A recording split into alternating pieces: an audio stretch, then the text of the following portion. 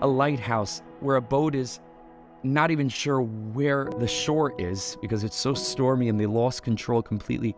But all of a sudden they look and they see that beacon of light and they know which direction they're going in. They know where they're coming from. They know where they need to turn if they are to continue on their journey. It's the same way with all of us. And the tzaddik is this lighthouse. It's a beam through the fog. It's clarity when everything else is convoluted. And this is what Rabbi Nachman is telling us. It's okay to sometimes have this experience of shigayon. This is called being a human. All of us experience this.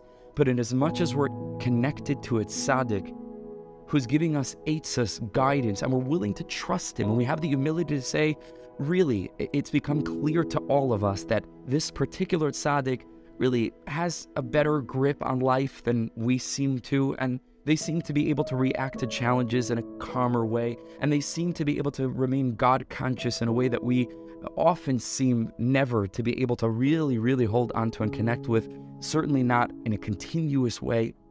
But that tzaddik can guide us, and we're willing to submit ourselves.